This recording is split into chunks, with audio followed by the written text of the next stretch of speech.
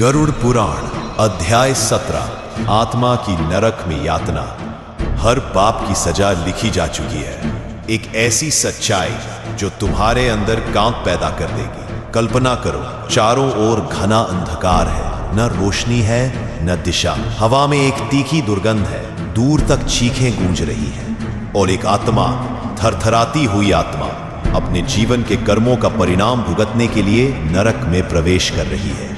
गरुड़ पुराण के 17वें अध्याय में भगवान विष्णु उस रहस्य को उजागर करते हैं जहां हर पाप का स्थान निश्चित है और हर अपराध की एक तय यातना है। ये कोई काल्पनिक स्थान नहीं, यह नरक का वह भयानक सच है जहां आत्मा को केवल इसलिए भेजा जाता है क्योंकि उसने जीवन में सत्य को ठुकराया, धर्म को दबाया और पापों में लिप्त रहा। जिसने माता पिता को तिरस्कृत किया, जिसने झूठ, धोखा, लालच और हिंसा से दूसरों का जीवन बिगाड़ा, जिसने स्त्रियों का अपमान किया, ब्रह्म हत्या या गौ हत्या जैसा पाप किया, जिसने निर्दोषों को सताया, अमानवीयता दिखाई।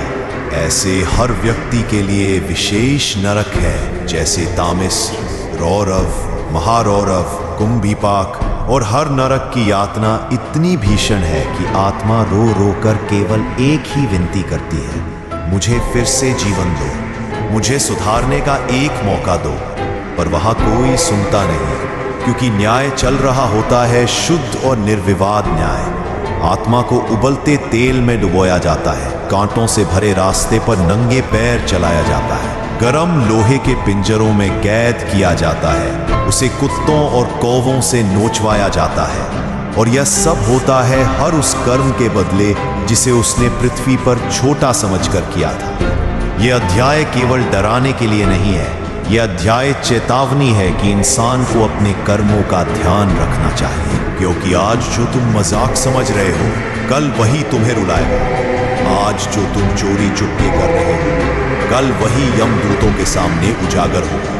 गरुड़ पुराण बताता है कि जो नरक में जाता है वो कई वर्षों तक उन सजाओं को भोगता है और फिर उसे दोबारा जन्म मिलता है, लेकिन वह जन्म भी कष्टों से भरा होता है। तो अभी समय है, अपने जीवन को मोड़ दो सत्य की ओर, सेवा की ओर, धर्म की ओर, क्योंकि जब मृत्यु आएगी तब कोई उपाय नहीं बचेगा, तब केवल परिणाम मिलेगा। गरुड़ पुराण अध्याय 18 पुनर्जन्म की योजना।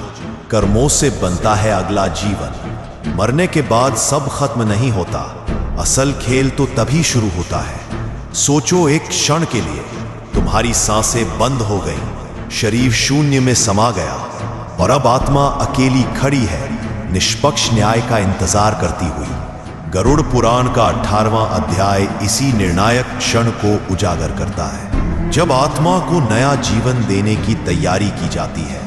मृत्यु के बाद आत्मा को नरकों की यातनाएं झेलने के बाद उसे उसके कर्मों के अनुसार एक नया शरीर दिया जाता है। वो शरीर कैसे होगा, कौन से माता पिता उसे जन्म देंगे, कौन सा समाज, कौन से दुख या सुख, ये सब पहले से तय होता है, केवल और केवल उस आत्मा के कर्मों के आधार पर। जिसने दया, सत्य, सेवा और संयम का जीवन जिया, उसे मानव जीवन मिलता है, वो भी एक धर्मपरायण परिवार में। जिसने मध्यम कर्म किए, उसे जानवर, पक्षी या कीड़े मकोड़े तक का जीवन मिलता है, और जिसने केवल पापों में जीवन गंवा दिया, उसे मिलता है घोर कष्टदायक योनि में पुनर्जन्म। भगवान विष्णु गरुड़ को बताते हैं कि आत्मा के चारों ओर एक कर्म संस्कार बल होता है, वही उसे खींचकर अगली माँ के गर्भ में डाल देता है, जहां से शुरू होती है अगली यात्रा।